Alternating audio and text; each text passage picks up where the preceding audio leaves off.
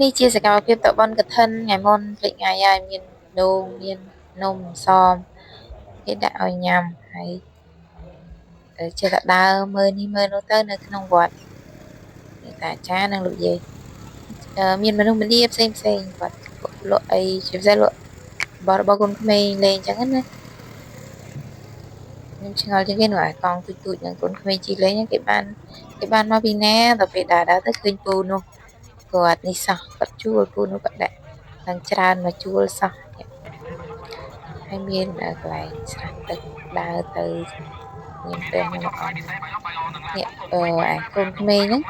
គេបានកង់ពីណាទូចមែនដល់ពេលដើរទៅឃើញនឹងពូនោះតិចទៀតឃើញពូនោះអ្នកណានឹងអត់កណ្ដាលទេពូនោះពូមួយអត់ពាក់អាវគាត់នេះមិនពូនេះឯនេះគេធ្វើអីផ្សេងនេះពូនេះលក់ចង្រិតហ្នឹងហើយលក់អីនេះពូនេះចឹងហ៎កូនក្មេងគេជិះអីអាទូចនេះវិញណាពូនេះគាត់ជួលឃើញកូនក្មេងគេយកមកទុកឲ្យវិញពូនេះគាត់ជួលកូនក្មេងជិះមនុស្សធំក៏ជិះបានដែរនេះចឹងហ៎គេជាកង់ទូចនេះមកវិញណាកូននោះគេដាក់ឲ្យវិញហើយមានលក់កៅអៅមានបាញ់ពេញប៉ោបាញ់ពេញប៉ោគប់ពេញប៉ោញ៉ាំបាញ់ពេញប៉ោហើយមាននិយាយទៅនៅក្នុងវត្តឃើញទស្សនវិជ្ជាកាលនៅក្មេងដើរទៅតាមបញ្ចុះសីមាលេងណាមានស្អីអាទីនេះជីតែភ្លើងហើយនោះអាលោតនោះសុបាយនោះអាខ្មៅហ្នឹងក៏លោតសុបាយដែរតែឲ្យទ្រុនរួចហើយអត់មានអីទៀតទេនោះកបីដើរនៅក្រៅនោះស្រួលកបីដែលតែនៅស្រុកហ្នឹងនៅស្រុកកែផុសដូចជាស្រុកកែផុសហ្នឹងហើយអត់មានអីទៀតហ្នឹងហើយចូលឡើងខាងនេះបើករូមទៅបាត់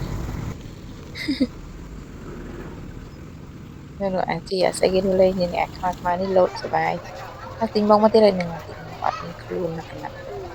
នោះគេស្លៀកពាក់ឲ្យវាទៅគ្របពីលើអញ្ចឹងណាទុកកបុកទៅអីក៏ប៉ិតនេះឃើញលោកយាយក៏ដើរនេះលោកយាយដើរនេះយកមកដាក់ឲ្យក្រោយក៏ប៉ិតយាយដើរមុនហើយបានទៅជួបលោកតាក្រោយទៅយកលោកតាជួបលោកយាយទៅជួបលោកតាមុនហើយលោកយាយដាក់បណ្ដាក្រោយយកមកដាក់ក្រោយហើយមកដាក់ក្រោយវិញហើយនេះគ្នាខ្ញុំមិនគ្នាទិញចង្រិតស្អីមិនចង្រិតទេនេះស្បែកដីហើយទៅពេលមេឃភ្លៀងអ៊ីគាត់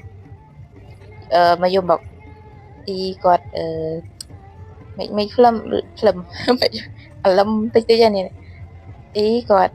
មេឃនេះគាត់ញាប់ដៃញាប់ជើងមេឃអាលឹមនេះបងអាលឹមតែនៅក្នុងថតនេះមើលឃើញអាលឹមដល់ពេលទិញឲ្យមកស្ទុះភ្លៀងតែយកកន្លែងកាត់នេះមកដាក់ក្រោយយកមកដាក់ក្រោយហើយមានការប្រាក់អីមួយច្រើនក៏ប៉ុតនេះមុននេះតែពេល